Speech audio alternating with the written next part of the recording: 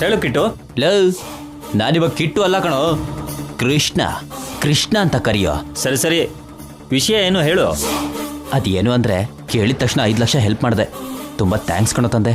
ನೀನ್ ದೊಡ್ಡೋರ್ ಮನೆ ಮಗ ಆಗಿದೀಯ ಅಂತ, ಅದರಲ್ಲೂ 5ಕ್ಕೆ ಮತ್ತೊಂದು 5 ಸೇರಿಸ್ಕೊಡ್ತೀನಿ ಅಂದಿದ್ದಕ್ಕೆ ನಿನ್ ಮೇಲೆ ನಂಬಿಕೆಯಿಂದ ನನ್ನ ಹೆಂಡತಿ ಒಡವೆ ಅಡ ಇಟ್ಟು ಕೊಟ್ಟಿದ್ದೀನಿ. ಬೇಗ ಕೊಟ್ಬಿಡಪ್ಪ ತಂದೆ. ಲವ್, ಬೇಗ ಕೊಟ್ಬಿಡ್ತೀನಿ. ತಲೆ ಮೇಲೆ ತಣ್ಣೀರ್ ಬಟ್ಟೆ ಹಾಕೊಂಡು ಮಲ್ಕೋ ಹೋಗೋ. ನನಗೆ ಪಂಗ್ನಾಮ ಹಾಕಲ್ಲ ತಾನೆ? ನನಗೆ ನನ್ನ ಹೆಂಡತಿ ಡೈವರ್ಸ್ ಕೊಡ್ತಾಳೆ. ಯು ಡೋಂಟ್ ವರಿ ಬ್ರೋ, ಬಡ್ಡಿನ mixing I giving you. Okay, bye. ಅಮ್ಮಯ್ಯ, ದೊಡ್ಡ ಗಂಡಾಂತರ ತಪ್ತು. ಅವನೇ ಈ ಕಿಟ್ಟು ಮಾಯ ಮಾಡೋದ್ರಲ್ಲಿ ಮಾಸ್ಟರ್ ಡಿಗ್ರಿ ತಗೊಂಡಿದ್ದಾನೆ. ನನ್ನ ಬುಕ್ ಮಾಡೋದಕ್ಕೆ ನಿನ್ನಿಂದ ಆಗಲ್ಲ ಅವನಿ. ನನ್ನೇ ಸಿಕ್ಕಾಕ್ಸ್ಬೇಕು ಅಂತ ಅನ್ಕೊಂಡೆ, ನೀನೇ ಸಿಕ್ಕಾಕೊಂಡೆ. ಈ ಕಿಟ್ಟು ಅಂದ್ರೆ ತಮಾಷೆನಾ?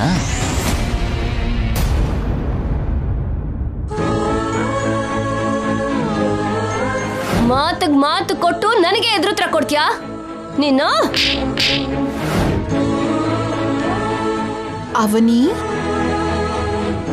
ಅತ್ತೆ ಕೈಯಿಂದ ಕೆನ್ನೆಗೆ ಏಟ್ ತಿಂದಿದ್ದಕ್ಕೆ ತುಂಬಾ ಬೇಜಾರಾಗಿರೋ ಹಾಗಿದ್ಯಾ? ಹೌದು, ತುಂಬಾ ತುಂಬಾ ಫೀಲ್ ಆಗ್ತಾ ಇದೆ. ಏನ್ ಮಾಡ್ಬೇಕು ಅಂತ ಯೋಚನೆ ಮಾಡ್ತಿದ್ದೀನಿ. ಇನ್ನು ನೀನ್ ಏನು ಮಾಡಕ್ಕಾಗಲ್ಲ. ಟೈಮು ನನ್ ಕಡೆ ತಿರುಗಿದೆ. ಸುಳ್ಳು ಮೋಸನೇ ಗೊತ್ತಿಲ್ದಿರೋ ನನ್ ಕೃಷ್ಣನ್ನ ಅವಮಾನ ಮಾಡಿ ನನಗ್ ಗಂಡ ಆಗ್ದಿರೋ ಹಾಗೆ ಮಾಡಿ ನಮ್ಮನ್ನ ಆಚೆ ಕಳಿಸ್ಬೇಕು ಅಂತ ಚೀಪ್ ಟ್ರಿಕ್ ಪ್ಲಾನ್ ಮಾಡ್ತಾ ಇದ್ಯಾ. ಅಂಥ ಪ್ರಯತ್ನಗಳನ್ನ ಮಾಡಬೇಡ. ನಾನು ಚೀಪ್ ಟ್ರಿಕ್ಸ್ನ ಪ್ಲೇ ಮಾಡ್ತಿಲ್ಲ. ನನ್ನ ಪ್ರಯತ್ನಗಳನ್ನ ನೀನ್ ಹಾಗೆ ಬದಲಾಯಿಸ್ತಾ ಇದೀಯಾ. ಇದಕ್ ಮುಂಚೆ ಪ್ರತಿ ವಿಷಯದಲ್ಲೂ ನೀನ್ ನನ್ನ ಎದುರು ಬಂದು ಹೋರಾಡ್ತಿದ್ದೆ, ನಾನು ಸೋಲ್ತಾನೇ ಇದ್ದೆ. ಇವಾಗ ನನಗೆ ಸಪೋರ್ಟ್ ಆಗಿ ಕೃಷ್ಣ ಬಂದಿದ್ದಾನೆ. ಆನೆಯಷ್ಟು ಬಲ ಇದೆ ನಂಗೆ. ಆನೆಗಳು ಕೂಡ ಹೊಂಡಕ್ ಬಿದ್ರೆ ತಮ್ಮ ಬಲದಿಂದ ಹೊರಗಡೆ ಬರೋದಕ್ಕಾಗಲ್ಲ. ನಿನ್ನ ಗುಂಡಿಗೆ ಬೀಳಿಸ್ತೀವಿ ಹೊರತು ನಾವ್ ಗುಂಡಿಗೆ ಬೀಳಲ್ಲ. ನಿನ್ ಲಿಮಿಟ್ಸ್ ಅಲ್ಲಿ ನೀನಿದ್ರೆ ಒಳ್ಳೇದು. ನಿಮ್ ಗುಂಡಿನ ನೀವೇ ತೋಡ್ಕೊಂತಾ ಇದ್ದೀರಾ, ಅದನ್ನ ನೀವ್ ಗಮನಿಸಿದ್ರೆ ಒಳ್ಳೇದು. ನಿಂಗೆ ಇವತ್ ನಡೆದಿರೋ ಅವಮಾನ ಸಾಲಲ್ವಾ? ಇನ್ನೂ ಇಷ್ಟೊಂದು ಪೊಗರಲ್ಲಿ ಮಾತಾಡ್ತಿದ್ಯಾ? ನೀತಿ ಇರೋರಿಗೆ ಪೊಗರು ಇರತ್ತೆ. ನೀತಿ ಕೋತಿ ಅಂತ ಇನ್ನೊಂದ್ಸಲ ನನ್ ಮುಂದೆ ಬಿಲ್ಡಪ್ ಕೊಡ್ಬೇಡ. ವೇದವತಿ ಅತ್ತೆ ಹತ್ರ ನಿನ್ ಕೆನ್ನೆಗೆ ಬಾರ್ಸೋ ಹಾಗೆ ಮಾಡ್ತೀನಿ.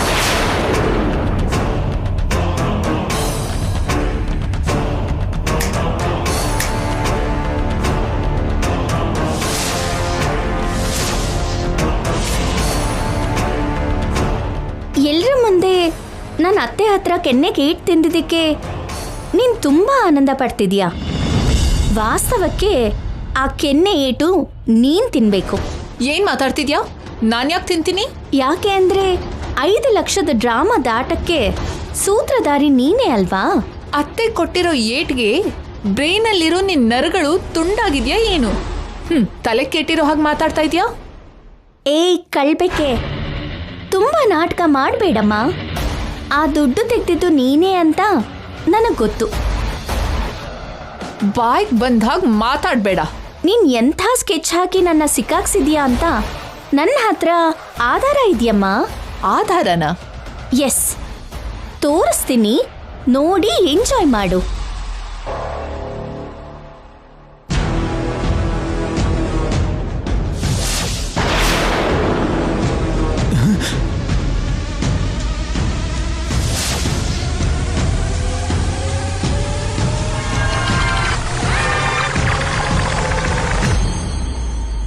ಈ ಟೈಮಲ್ಲಿ ದುಡ್ಡು ತಗೊಂಡ್ ಬರ್ತಿದ್ದೀರಲ್ಲ? ಅದು ಅದು ನಿಮ್ಮ ಹತ್ರ ಇಷ್ಟೊಂದು ದುಡ್ಡು ಯಾಕಿದೆ? ಇಷ್ಟು ದುಡ್ಡಂದ್ರೆ ನೀವು ಭಯ ಪಡ್ತಿದ್ದೀರಾ ಅಂದ್ರೆ ಇದು ನಿಮ್ ದುಡ್ಡಲ್ಲ. ನಾವು ಸದ್ಯದಲ್ಲೇ ಗಂಡ ಹೆಂಡತಿ ಆಗೋರು. ಏನಾದ್ರೂ ಇದ್ರೆ ನಾವು ನೋಡ್ಕೊಳ್ಳೋಣ. ಸಮಸ್ಯೆ ಇದ್ರೆ ಒಬ್ರಿಗೊಬ್ರು ಹೇಳ್ಕೊಳ್ಳೋಣ. ನನ್ನ ಹತ್ರ ಹೇಳೋದಕ್ಕೆ ಸಂಕೋಚ ಪಟ್ಕೋಬೇಡಿ. ನಾನು ಅರ್ಥ ಮಾಡ್ಕೋತೀನಿ. ನೀನು ಇಷ್ಟೆಲ್ಲ ಕೇಳ್ತಿರೋದಕ್ಕೆ ನಿಜ ಹೇಳ್ತಾ ಇದ್ದೀನಿ. ನನಗೆ ಸ್ವಲ್ಪ ದುಡ್ಡಿನ ಅಗತ್ಯ ಇತ್ತು. ಅದಕ್ಕೆ ಅಮ್ಮನ್ ಬೀರುನಲ್ಲಿದ್ದ 5 ಲಕ್ಷ ಎತ್ಕೊಂಡೆ.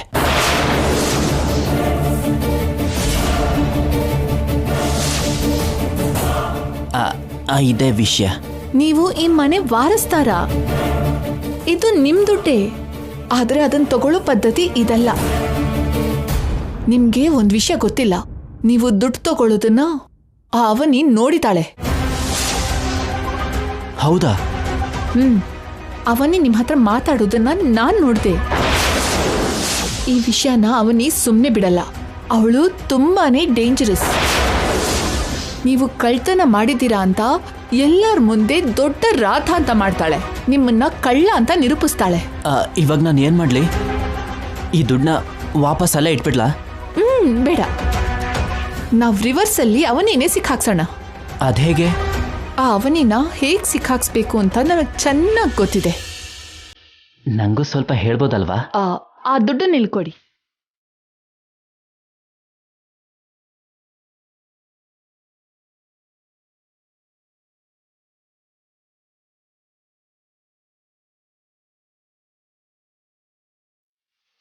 ನಿಮಗ್ ಬೇಕಾಗಿರೋ ದುಡ್ಡನ್ನ ನೀವು ಹೇಗಾದ್ರೂ ಯಾರೋ ಒಬ್ರ ಹತ್ರ ಅಡ್ಜಸ್ಟ್ ಮಾಡ್ಕೊಳ್ಳಿ. ನಾಳೆ ಈ ದುಡ್ಡಿಂದ ಅವನಿನ ಸಿಕ್ಕಾಕ್ಸಿ ನಿಮಗ್ ಯಾವುದೇ ಸಮಸ್ಯೆ ಬರ್ದೇ ಇರೋ ಹಾಗೆ ನಾನು ನೋಡ್ಕೋತೀನಿ. ಅವನಿಗೆ ದೊಡ್ಡ ಶಾಕ್ ಹೊಡಿತು ಅಂದ್ರೆ ಮತ್ತೊಂದ್ಸಲ ನಮ್ ತಂಟೆಗಳು ಬರೋದೇ ಇಲ್ಲ. ಸೊ ಇವತ್ತಿಂದ ನಾವಿಬ್ರು ಇಂಥ ವಿಷಯಗಳಲ್ಲೂ ಕೂಡ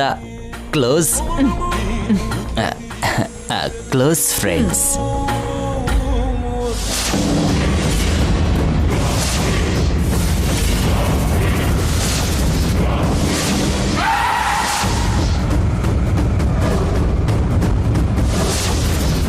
ಹೇಗಿದೆ? ಚೆನ್ನಾಗಿದ್ಯಾ? ನರ ಎಲ್ಲ ಕಟ್ಟಾಯ್ತಾ? ನೀನು ನನ್ನನ್ನು ಗಮನಿಸ್ತಾ ಇದ್ರೆ ನಾನು ನಿನ್ನನ್ನು ಗಮನಿಸ್ತಾ ಇರ್ತೀನಿ. ನನ್ನ ಸಿಕ್ಕಾಕ್ಸ್ದೆ ಅಂತ ಸಂಭ್ರಮ ಪಡ್ತಿದ್ಯಾ ಅಲ್ವಾ? ಮತ್ತೆ ನಾನು ಈ ವಿಡಿಯೋನ ಎಲ್ಲರ ಮುಂದೆ ತೋರಿಸಿದ್ರೆ ಆ ಕೆಲಸ ಮಾಡೋದಕ್ಕೆ ನಂಗೆ ಅರ್ಧ ನಿಮಿಷ ಸಾಕು. ಆದರೆ ಯಾಕೆ ಮಾಡಲಿಲ್ಲ ಗೊತ್ತಾ? ಯಾಕೆ ಎಲ್ರ ಮುಂದೆ ಕಳ್ಳಿ ಅನ್ನೋ ಆರೋಪ ಹೊರಿಸ್ಕೊಂಡು ಕೆನ್ನೆಗೇಟ್ ತಿಂದು ಮೌನವಾಗಿದ್ದೆ ಗೊತ್ತಾ? ಅಲ್ಲಿ ನಿನ್ ಜೊತೆಗೆ ಕೃಷ್ಣ ಭಾವ ಕೂಡ ಇರೋದ್ರಿಂದ. ನನ್ನ ಮಗ ಇಂಥವನ ಅಂತ ಅತ್ತೆ ಮಾವಂಗೆ ಗೊತ್ತಾದ್ರೆ ತಂದೆ ತಾಯಿಯಾಗಿ ಅವರು ತುಂಬಾ ನೋವು ಪಡ್ತಾರೆ. ಅದಕ್ಕೆ ಆ ಕೆಲಸನ ಮಾಡೋದಕ್ಕಾಗಲಿಲ್ಲ. ಅದಕ್ಕೋಸ್ಕರ ಎಷ್ಟು ಅವಮಾನ ಆದರೂ ಸಹಿಸ್ಕೊಂಡೆ. ಯಾರಾದರೂ ಒಳ್ಳೆ ಗಂಡ ಸಿಗ್ಬೇಕು ಅಂತ ಬೇಡ್ಕೊಂತಾರೆ. ಗಂಡ ಆಗೋನ್ ಬುದ್ಧಿನಲ್ಲಿ ಕೆಟ್ಟ ಬುದ್ಧಿ ಕಾಣಿಸಿದ್ರೆ ಬದಲಾಯಿಸ್ಕೊಳ್ತಾರೆ. ನೀನ್ ಮಾತ್ರ ಪ್ರೋತ್ಸಾಹಿಸ್ತಾ ಇದೀಯಾ. ಅದು ನಿನಗೆ ಒಳ್ಳೇದಲ್ಲ. ಇನ್ಯಾವತ್ತೂ ಈ ಥರ ತಲೆ ಕೆಟ್ಟ ಕೆಲಸ ಮಾಡಬೇಡ. ಪ್ರತಿ ಸಲನೂ ಮೌನವಾಗಿ ಇದ್ಬಿಡ್ತೀನಿ ಅಂತ ಅನ್ಕೋಬೇಡ. ನಿಂಗೆ ಮೊದಲಿಂದನೂ ನಾನು ಹೇಳ್ತಿರೋದು ಒಂದೇ, ನನ್ನ ಅತ್ತೆ ಕುಟುಂಬದ ತಂಟೆಗೆ ಯಾರಾದರೂ ಬಂದರೆ ಸುಮ್ಮನೆ ಬಿಡಲ್ಲ.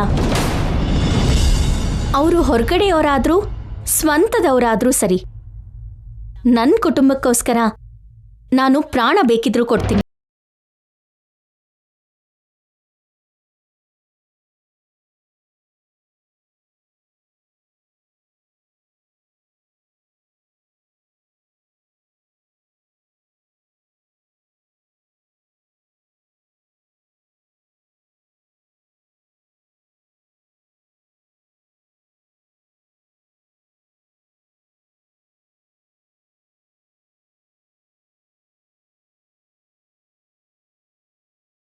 ಅವನಿ, ಏನ್ ಬಾವಾ? ನಿನ್ ಒಳ್ಳೆತನದ ಬಗ್ಗೆ ಎಷ್ಟೇ ಹೊಗಳಿದ್ರೂ ಕಡಿಮೆನೇ ಆಗತ್ತೆ ಅವನಿ. ಯಾಕೆ ಬಾವಾ? ನಿಹಾರಿಕನ್ ಹತ್ರ ನೀನ್ ಮಾತಾಡಿದ್ನೆಲ್ಲ ನಾನು ಕೇಳಿಸ್ಕೊಂಡೆ. ಒಬ್ಬ ವ್ಯಕ್ತಿ ತಪ್ಪು ಮಾಡಿದಾನೆ ಅಂತ ನಿರೂಪಿಸ್ಬೇಕು ಅಂದ್ರೆ ಅದಕ್ಕೆ ಆಧಾರ ಬೇಕು. ನಿಹಾರಿಕಾ ವಿಷಯದಲ್ಲಿ ನಿನಗಂತ ಆಧಾರಗಳು ತುಂಬಾ ಸಿಕ್ಕಿದೆ. ಆದ್ರೂ ಸರಿ, ನೀನ್ ಯಾವತ್ತೂ ನಿಹಾರಿಕಾನ ಹೊರಗಡೆ ಕಳಿಸೋದಕ್ಕೆ ಉಪಯೋಗಿಸ್ಕೊಳ್ಳಿಲ್ಲ. ಭಯ ಪಡಿಸೋದಕ್ಕೆ, ಅವಳಲ್ಲಿ ಬದಲಾವಣೆ ತರೋದಕ್ಕೆ ಮಾತ್ರ ಉಪಯೋಗಿಸ್ಕೊಂಡೆ. 5 ಲಕ್ಷದ ವಿಷಯದಲ್ಲಿ ಎಲ್ಲರೂ ನಿನಗೆ ತುಂಬ ಮಾತು ಬೈತಿರ್ಬೇಕಾದ್ರೆ ನಿನ್ನ ಹತ್ರ ಇದ್ದ ಆಧಾರ ತೋರಿಸಿದ್ರೆ 5 ನಿಮಿಷದಲ್ಲಿ ನಿಹಾರಿಕಾ ಹೊರಗಡೆ ಹೋಗ್ತಾ ಇದ್ಲು. ನಾನು ಎಲ್ಲರಿಗೂ ಪ್ರಶ್ನೆ ಮಾಡ್ತಿದ್ದೆ. ಎಲ್ಲರೂ ಆರೋಪನ ಕಲ್ಲು ಎಸೆಯೋ ಹಾಗೆ ಎಸಿತಾ ಇದ್ರೆ ಆ ಗಾಯನ ಸಹಿಸ್ಕೊಂಡೇ ಹೊರತು ನಿಜ ಹೇಳಲಿಲ್ಲ. ಒಂದೊಂದ್ಸಲ ಏನನ್ಸುತ್ತೆ ಅಂದ್ರೆ ಅತಿಯಾದ ಒಳ್ಳೆತನ ಅನ್ನೋದು ಒಳ್ಳೇದಲ್ವೇನೋ ಅಂತ ಅನ್ಸುತ್ತೆ. ಹಾಗೆ ಯಾವತ್ತೂ ಅನ್ಕೋಬೇಡ ಬಾವ. ನಮ್ ಒಳ್ಳೆತನಾನೇ ನಮಗೆ ಯಾವಾಗ್ಲೂ ಶ್ರೀರಾಮ ರಕ್ಷೆಯಾಗಿರತ್ತೆ. ಪ್ರತಿ ನಿಮಿಷ ನನ್ನ ಕುಟುಂಬಕ್ಕೋಸ್ಕರ, ನನ್ನ ಅತ್ತೆ ಪ್ರಾಣಕ್ಕೋಸ್ಕರ ನಾನು ಯೋಚನೆ ಮಾಡ್ತಾನೆ ಇರ್ತೀನಿ. ಅದಕ್ಕೆ ಯಾವ ಆಧಾರ ಸಿಕ್ಕಿದ್ರು ಎಲ್ಲರ ಮುಂದೆ ಬಯಲ್ ಮಾಡಕ್ಕಾಗಲ್ಲ. ಅದು ಅಲ್ಲದೆ ಅತ್ತೆ ಕೃಷ್ಣ ಭಾವನ್ ಬಗ್ಗೆ ಗೊತ್ತಾಯ್ತು ಅಂದ್ರೆ ಅತ್ತೆ ಬದುಕೋದಿಲ್ಲ. ಅದಕ್ಕೆ ಅಲ್ವಾ ನಾವು ತುಂಬಾ ಸಂದರ್ಭಗಳಲ್ಲಿ ನಮ್ಮ ಮದುವೆ ವಿಷಯನ ಹೇಳ್ದೆ ಸುಮ್ಮನೆ ಇದ್ದಿದ್ದು. ನಿಹಾರಿಕಾ ಇನ್ ಬದಲಾಗಲ್ಲ. ನಿಹಾರಿಕಾ ನಮ್ಮ ಮನೆ ಸೊಸೆ ಆಗದೆ ಇರೋ ಹಾಗೆ ಕೊನೆವರೆಗೂ ನಾನು ಪ್ರಯತ್ನ ಮಾಡ್ತಾನೆ ಇರ್ತೀನಿ. ಕೃಷ್ಣ ಭಾವನ್ ಮಾತ್ರ ನಮ್ಮ ಮನೆಯಿಂದ ದೂರ ಮಾಡೋಕ್ಕಾಗಲ್ಲ. ಕೃಷ್ಣ ಭಾವನ್ ವರ್ತನೆಯಲ್ಲಿ ಯಾವುದಾದ್ರೂ ರೀತಿಯಲ್ಲಿ ಬದಲಾವಣೆ ತರ್ಬೋದು ಅನ್ನೋ ನಂಬಿಕೆ ನನಗಿದೆ. ನಿನ್ನ ಹಾಗಿರೋದಕ್ಕೆ ಪ್ರತಿ ಸೊಸೆಗೂ ಸಾಧ್ಯ ಆಗಲ್ಲ.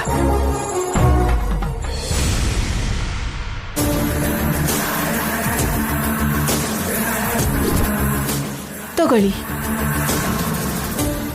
ಇಷ್ಟು ದುಡ್ಡು ನನಗೆ ಯಾಕೆ ಕೊಡ್ತಾ ಇದ್ದೀರಾ? ನಿನ್ನೆ ಅವನಿ ಬಂದಾಗ ಕೇಳಿದ್ಯಂತಲ್ಲ. ನೋಡು ಅವನಿ, ನಾನು ದುಡ್ಡಲ್ಲಿ ಶ್ರೀಮಂತ ಅಲ್ಲದೆ ಇರ್ಬೋದು, ಆದರೆ ಗುಣದಲ್ಲಿ ನಾನು ಶ್ರೀಮಂತ. ಕೃಷ್ಣ ಭಾವಂಗೆ ನಾನಂದ್ರೆ ಏನು ಅಂತ ಒಂದ್ಸಲ ತೋರಿಸ್ಬೇಕು. ಇಲ್ಲ ಅಂದ್ರೆ ನಿಹಾರಿಕಾ ಜೊತೆ ಸೇರಿ ಮನೇಲಿ ಇನ್ನೇನೇನ್ ಮಾಡ್ತಾನೋ ಏನೋ. ಅನುಭವಿಸು ರಾಜ, ನಾ ಹುಟ್ಟಿರೋದು ದುಡ್ಡಿಗೋಸ್ಕರನೇ. ಈಗ ಈ ಮನೆಯಲ್ಲಿ ಇರೋ ದುಡ್ಡು ನನ್ನದೇ. ಕೋಟ್ಯಾಂತರ ಆಸ್ತಿ ಇನ್ನೂ ಇದೆ ಕಣ್ರು. ಆ ಆಸ್ತಿ ಎಲ್ಲ ಸೇರೋದು ನನಗೇನೆ. ಈಗ ಈ ಮನೆಗೆ ರಾಜನು ನಾನೇನೆ.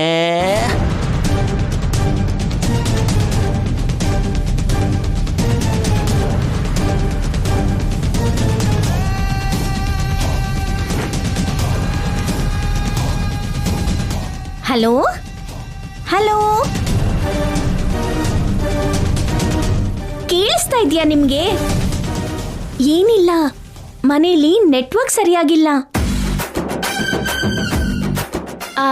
ಏನು ನಮ್ಮ ಆಚಾರಗಳ ಬಗ್ಗೆ ಕೇಳ್ತಾ ಇದ್ರಿ ಅಲ್ವಾ? ಇವಾಗ ಕ್ಲಿಯರ್ ಆಗಿ ಕೇಳಿಸ್ತಾ ಇದೆ. ಇವಾಗ ಕೇಳಿ. ಪರಂಪರೆಯಿಂದ ಬರ್ತಾ ಇರೋ ಆಚಾರ ರೀ ನಮ್ದು. ಮುಖ್ಯವಾಗಿ ನಿಮ್ಗೆ ನಮ್ ಮನೆ ದೇವರ ಮನೆ ಬಗ್ಗೆ ಹೇಳ್ಬೇಕು. ಸಾಕ್ಷಾತ್ ಅನ್ನಪೂರ್ಣಾ ದೇವಿ ನಮ್ಮ ಮನೇಲಿ ನೆಲೆಸಿದ್ದಾರೆ. ದೇವರ ಮನೆಗೆ ಎಷ್ಟು ವಿಶಿಷ್ಟತೆ ಇದೆಯೋ ಆ ಕೋಣೆಯಲ್ಲಿ ಅಷ್ಟೇ ಬೆಲೆ ಬಾಳೋ ವಸ್ತುಗಳು ಕೂಡ ಇದೆ.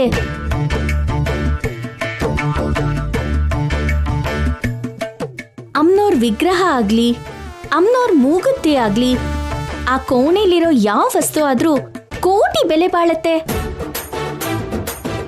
ಅಮ್ನೋರ್ ಮೂಗುತಿನೇನಾದ್ರೂ ಹರಾಜಿಗೆ ಇಟ್ರೆ ಅದಕ್ಕೆ 10 ಕೋಟಿಗೂ ಜಾಸ್ತಿ ಕೊಟ್ಟು ನಮ್ಮ ಹಳ್ಳಿಯವರೇ ಸ್ವಂತ ಮಾಡ್ಕೊಂತಾರೆ. 10 ಕೋಟಿನ? ಹಾಗಂತ ಅದು ಮಾರೋ ಅಂಥದ್ದು ಅಲ್ಲ. ಯಾಕೆ ಅಂದ್ರೆ ಅದು ತಲತಲಾಂತರದ ಸಂಪ್ರದಾಯಕ್ಕೆ ನಿದರ್ಶನ. ಅದನ್ನ ನಾವು ಯಾವತ್ತಿಗೂ ಮಾರಲ್ಲ, ಕಳ್ಳಂಗೂ ಸಿಗೋದಕ್ ಬಿಡಲ್ಲ.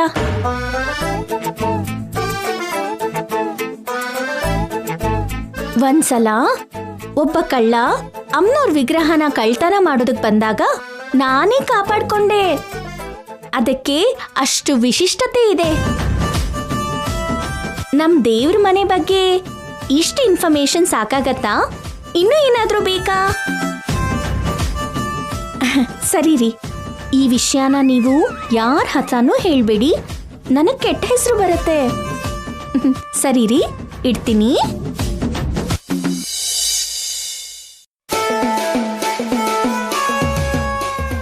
ಇಂಥ ವಿಷಯನ ಮನೆ ಆಗಿರೋದಕ್ ಮಾತಾಡ್ದೆ, ಹೊರಗಡೆ ಆದ್ರೆ ನಿಜವಾಗ್ಲೂ ಮಾತಾಡೋಕ್ಕಾಗಲ್ಲ.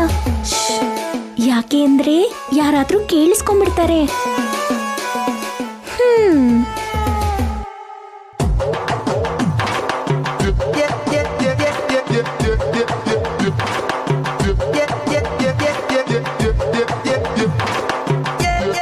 ನಾನು ಕೇಳಿಸ್ಕೊಂಡೆ ಅಲ್ವಾ? ಮನೇಲಿ ಇಷ್ಟೊಂದು ಬೆಲೆ ಬಾಳೋ ವಸ್ತು ಇರ್ಬೇಕಾರೆ ನಾನ್ಯಾಕೆ ಚೀಪಾಗಿ ಬೆಳ್ಳಿ ಪ್ಲೇಟು ಸಣ್ಣ ಪುಟ್ಟ ವಸ್ತುಗಳನ್ನ ಕಳ್ತನ ಮಾಡ್ತಾ ಇದ್ದೀನಲ್ಲ?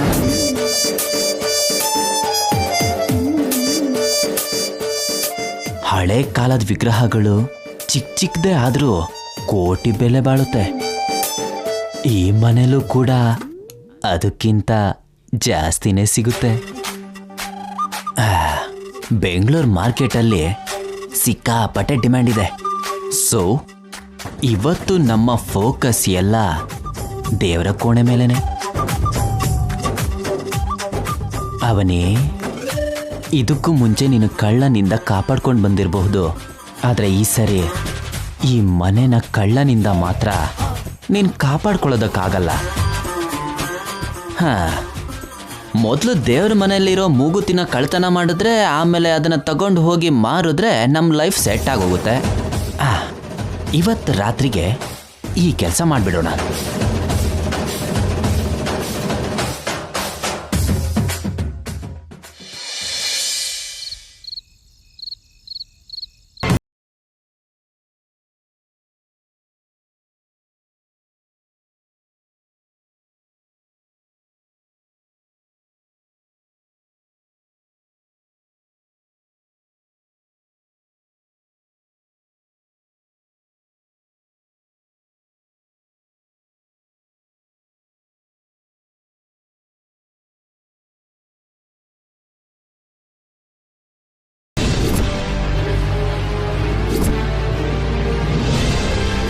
ಅಮ್ಮನವ್ರ ಮೂಗುತ್ತಿನೇನಾದ್ರೂ ಹರಾಜಿಗೆ ಇಟ್ರೆ ಅದಕ್ಕೆ 10 ಕೋಟಿಗೂ ಜಾಸ್ತಿ ಕೊಟ್ಟು ನಮ್ಮ ಹಳ್ಳಿಯವರೇ ಸ್ವಂತ ಮಾಡ್ಕೊಂತಾರೆ. ಅಬ್ಬಬ್ಬಬ್ಬಬ್ಬಬ್ಬ, ದೋಚಿದ್ರೆ ಇಂಥ ಮೂಗುತಿನ ದೋಚಬೇಕು. ಇದಕ್ಕೆ ಕೋಟಿ ಬೆಲೆ ಬಾಳುತ್ತೆ ಅಂತ ಅವನೇ ಹೇಳಿದಾಳೆ. ಮಾರ್ಕೆಟಲ್ಲಿ ಇದನ್ನ ಒಳ್ಳೆ ರೇಟ್ಗೆ ಮಾರಿ ಲೈಫ್ ಸೆಟ್ ಮಾಡ್ಕೋಬೇಕು.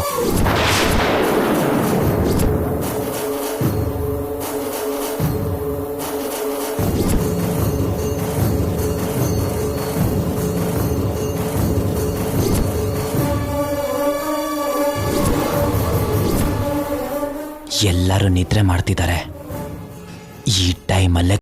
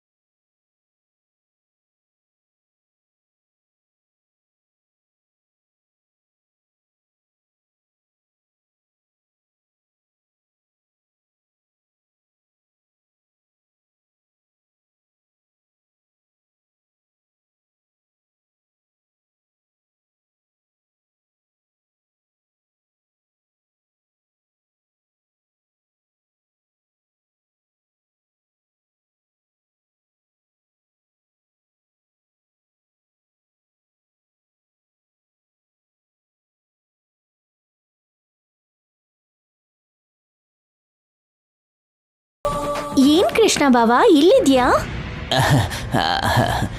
ಏನಿಲ್ಲ ಅವನೇ,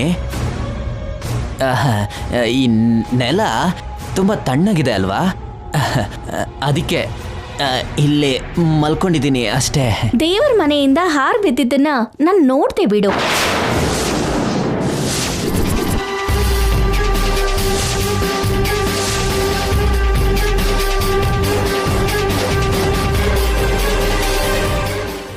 ಅವನಿ, ಆ ಕೋಣೆ ಏನು ಒಳ್ಳೆ ನಾಗವಲ್ಲಿ ಕೋಣೆ ಥರ ಇದೆ.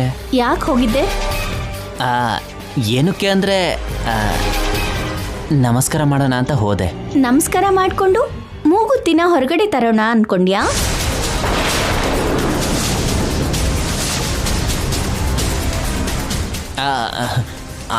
ಅಯ್ಯ, ಹಾಗೆಲ್ಲ ಏನೂ ಇಲ್ಲ. ನಾನೇನು ಕಳ್ಳ ಅಲ್ಲ ಅಂತ ಕೆಲಸ ಎಲ್ಲ ಮಾಡೋಕ್ಕೆ. ನೀನ್ ಎಂಥವನೋ? ದೇವಸ್ಥಾನದಲ್ಲಿ ನೀನ್ ಪೊಲೀಸ್ ಅವ್ರಿಗೆ ದುಡ್ಡು ಕೊಟ್ಟಾಗ್ಲೇ ಗೊತ್ತಾಯ್ತು. ನಿನ್ ಚರಿತ್ರೆ ಪೂರ್ತಿ ನನಗ ಪೊಲೀಸ್ ಮುಖಾಂತರ ಗೊತ್ತಾಯ್ತು.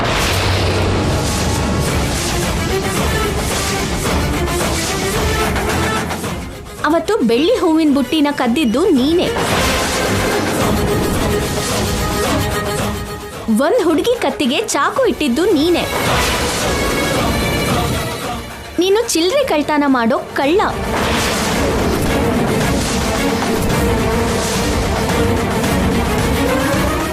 ದೇವ್ರ ಮನೆಗೆ ಯಾರು ಅಂದ್ರೆ ಅವರು ಹೋಗೋದಕ್ಕಾಗಲ್ಲ. ಆ ಕೋಣೆಯಲ್ಲಿ ಯಾವ ವಸ್ತುನಾದ್ರೂ ಮುಟ್ಟೋ ಅರ್ಹತೆ ನಂಗೆ ಅತ್ತೆಗೆ ಮಾತ್ರನೇ ಇದೆ. ನಿನ್ ಹೆಂಡತಿ ಆಗೋಳಕ್ ಕೂಡ ಇಲ್ಲ.